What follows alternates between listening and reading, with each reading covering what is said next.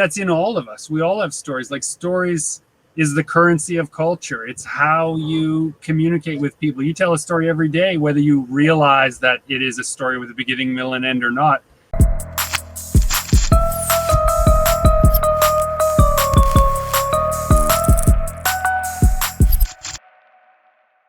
Hey guys, welcome to Inside Comics with George Michail. Really quick, if you like this kind of content, make sure you subscribe and tell a friend about it. Today, I'm super psyched. My guest is GMB Chomichuk. Greg, thanks so much for being on the show, dude.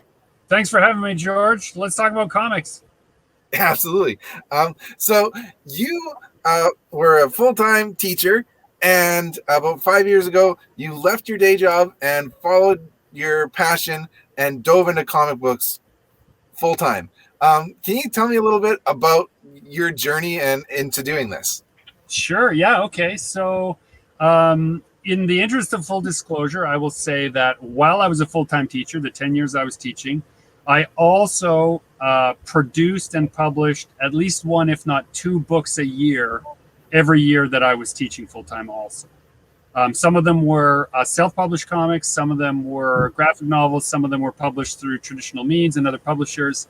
But I always had in my mind a day divided into the first half of the day, I would teach other people things. And the last half of the day, I'd teach myself things. And eventually I built up enough of a back catalog that it was reasonable to say, hey, maybe I should go do that. And that was prompted partially by a pretty grim year. We had a number of family funerals, including my mother's, and it just really underlined that the real cost of anything is the amount of time you spend on it. And I decided that what I really wanted to spend time doing was making the stories that I was turning down. As a full-time teacher, I only had one book in me maybe a year, and I was being offered other projects, and I wanted to take them, and I got offered a project called Will I See, which was very socially conscious. It kind of filled the teacher void. So as I left teaching, I was also working on a book that was about teaching other people about a pretty significant issue of missing and murdered Indigenous children. I did that book with David Alexander Robinson and singer Iskway. And that really told me that I could do the entertainment side. I could make one of those, and then I could make one that sort of fulfilled the teaching side of me. And I've tried to do that every year since, is try to do one book that has got its foot in helping people, and then one book that's just, maybe I like drawing monsters and robots punching each other, so I'm going to make that one. I find your story really interesting, and I can relate to it in a sense that for myself, I was in a very bad car accident in 2014 where I broke my back, and that was really like the thing that kind of pushed me towards pursuing my creative endeavors. And you had a personal tragedy of your own, and that really kind of made you decide to move forward on your kind of hopes and goals of being a creative person, even more so. Well, I think we have that in common for sure, but I think that's a lot of people will have a place in their life where they have this thing they've always wanted to make, and they ask themselves, like, what's the point of making it? Like, maybe it won't be big, or maybe it won't be famous, as if fame and money is the reason to express something worth doing. And it isn't, right? You don't get into comics to, retire early. You get into comics or writing books because you have something that you want to delve into in yourself. I often say that writing is a self-archaeology, that you try to put a little of yourself in every project. You uncover a little bit more of yourself every time you're doing it. And whether it's Dragons on the Moon, which is a book I'm working on right now, or work I did in This Place, which talked about in a Nook experience just during World War II. So, you just got to make stuff and you'll be happier for it. I know that's what is my primary motivation, is just to kind of explore my creative side and to do that. It's oftentimes like my daughter will be like, "You're gonna be famous." It's like she'll say that, and it's like it makes me cringe. And I'm like, no, that's probably not going to happen, and that's not why I'm doing this. I'm pursuing something that I'm interested in, and I'm telling stories that I like to tell. And there's better ways. Like, the truth is like, yes, you can make money in comics, but that's not the easiest way to make money. There's 100 easier, more profitable things to do for 99% of people than tell stories. People do it because they love it and they like doing it. Well, and we tell stories because that's in all of us. We all have stories. Like, stories is the currency of culture. It's how you communicate with people. You tell a story every day, whether you realize that it is a story with a beginning, middle, and end or not. The ones people care about is because that's what we do. And this idea that there is somehow a specialness about an author, I reject that utterly. Everyone has a story to tell. Not everyone has a story to sell. Right? And that is the difference. And you have a super cool story to sell. The Eye Collector is out from Heavy Metal right now. And I'm wondering if you can tell us about this project. That was a delicious transition, by the way. Not planned, dear viewers, not planned at all. The Eye Collector is out from Heavy Metal. It is a collaboration between myself and co-creator Dr. Jonathan Ball. It's his first comic project ever, but he's an award-winning author. His book, The Lightning of Possible Storms, just won a Manitoba Book Award. So he's no stranger to the printed page, but this is a project that we have been working on for a good long while, and the pandemic gave us a reason and a means to finish it. Excuse me.